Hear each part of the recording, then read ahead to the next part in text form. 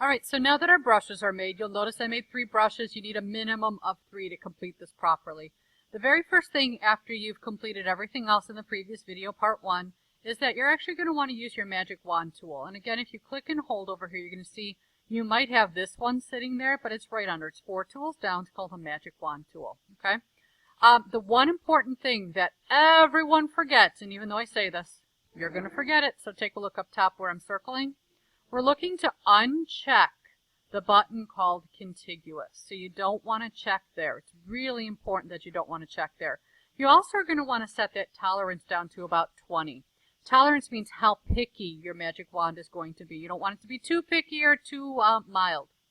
So we're going to go ahead, once that's not checked and once your tolerance is at 20, we're going to go ahead and click on the black of his hair, whatever that might be, the darkest part of your photograph.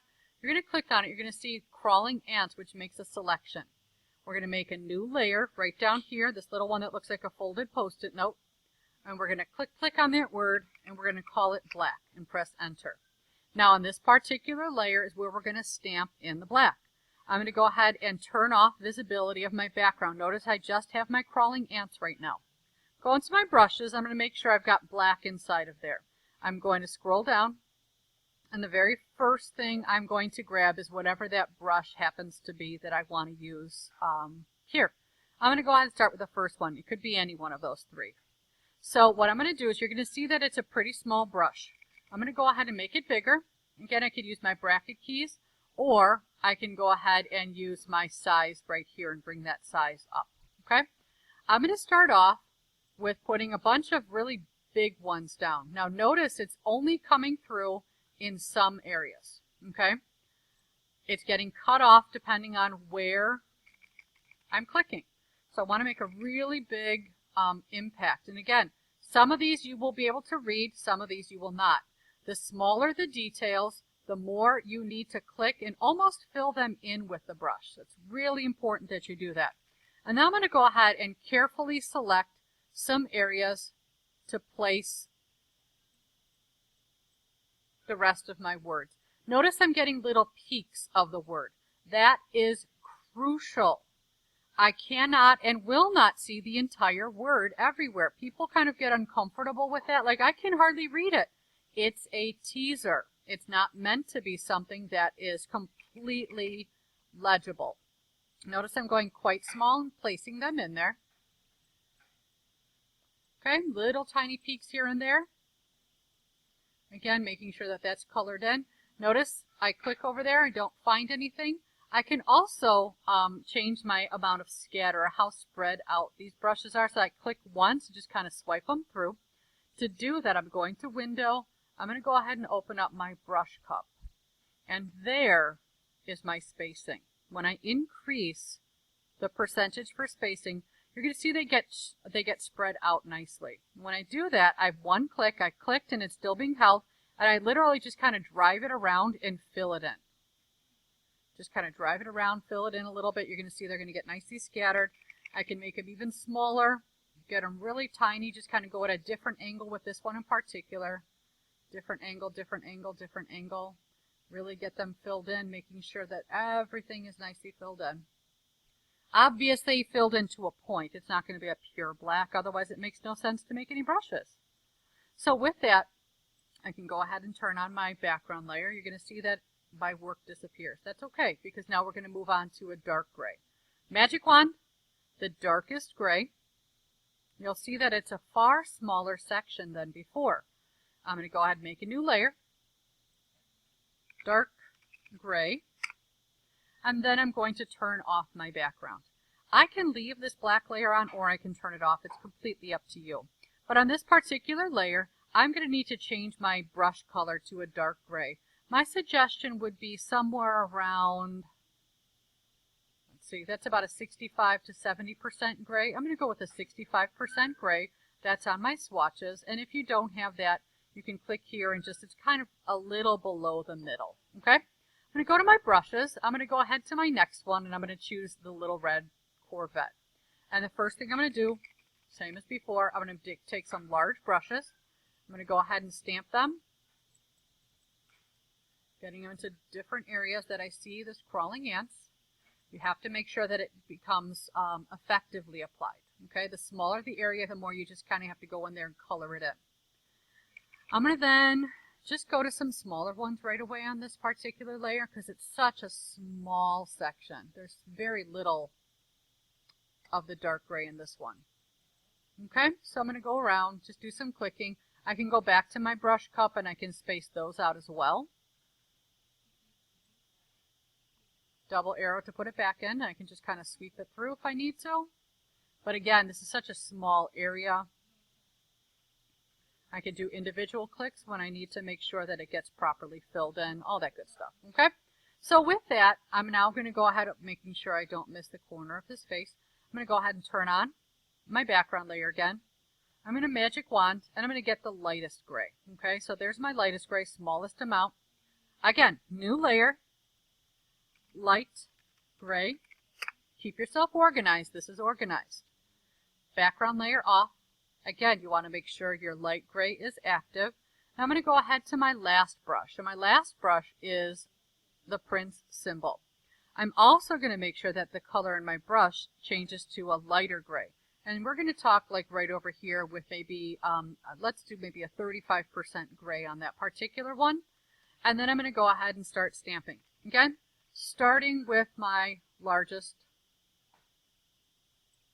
And then I'm going to start working it in a little bit smaller. This one will be very hard to see against that gray checkerboard background. I can show you some ways to solve that if you need. But in this one, again, go to the brush cup, space them out just so that they stop touching. I'm going to make it small, and I'm literally just going to come through and just kind of scatter them inside just to make sure that I get those little touches of gray where they're needed the most. And hopefully the fact that we can see them. Again, it's going to be challenging in some of these areas for you to see them. But again, it's part of the project. It's part of how this particular project functions. Okay? So I've gotten all of those areas covered. And then I'm going to go ahead and get rid of my crawling edge by going up to select and deselect. And that portrait is just about done. Last thing I have to do is add a layer of white, because if I put this back on, I lose all of my details. It doesn't help me.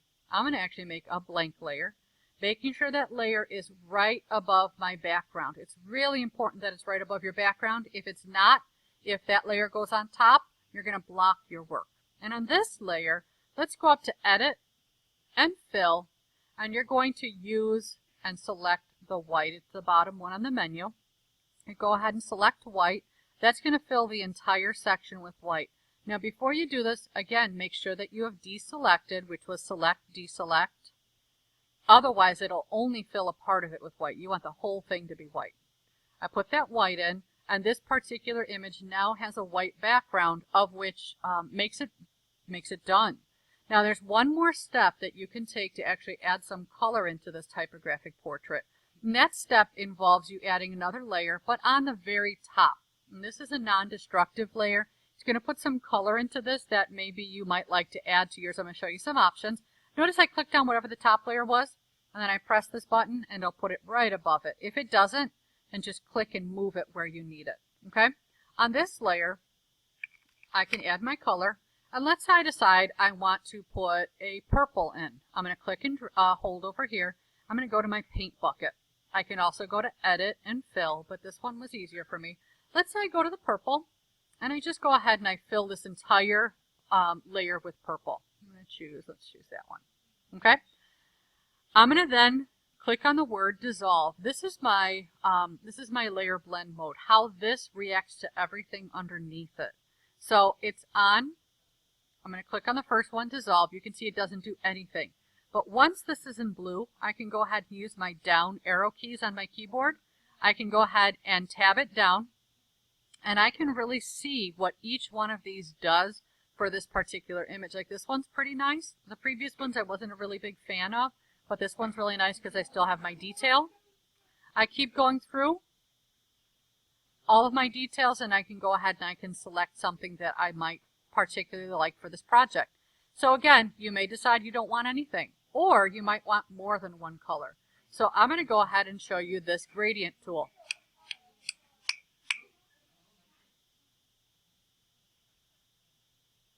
On the gradient tool, when you select it, you're going to see that this little menu pops up right here. You can go ahead and click right on there, and you've got a bunch of gradients already pre-made. Now you can change them if you wanted to. You could actually select one, like let's say I wanted this to go from black to purple. I can go ahead and click on this white, and then change the color right there to something that's more purple. And that would be my transition in there. Or let's say you wanted to go wild with colors, you could do that. Okay, now when you come in here again, you've got a bunch of different options for how the gradient goes in, if it's a straight across, if it's a circular, as well as the mode. The mode right now should be normal. So I'm going to go ahead. If I just choose that, you've got vertical. If I go from top to bottom, you've got horizontal. If I go at an angle, you have an angle. So you've got all kinds of different options on how these in particular are going to be put into there. But just pay attention to where the face is for this in particular, because if it's not where your gradient is, it's not going to help you very much, okay? So I can go ahead and work on that, and I can do the same thing. I can go on Dissolve. Once it's in blue, I use my keyboard, and I can start to tab this down like that. Might be pretty cool because you've got those nice dark tones, and it maintains it throughout there. Maybe that one works really well for yours in particular. But again, you want to make sure that whatever you use highlights your subject. It doesn't make it look wrong. You don't want this color to work against it. That's why you want to try it. You need to then be honest with yourself if it works or not. You know, this one for me does not work because I can't see what's there anymore. And I want to make sure I can see what's there. So you definitely want to keep that in mind and do a really good job figuring out how it is you're going to add color or add your stamps. You can see there's little peaks here and there. If you really look, you're going to see his symbol in the background. You're going to see little peaks of purple rain. And you're going to see some peaks of little red Corvette. You're going to see all these different things. Again, they're little peaks. It's not meant to be something that's too overt. And then from there, you're going to go ahead, File. At this stage, you could save because that one should have been renamed from your previous workings. If you're not sure, go ahead and press Save As, and then you've got that one saved. So this one is ready to go. Again, simple background does work a lot better. Don't forget to balance your image. Do a great job, and get it done.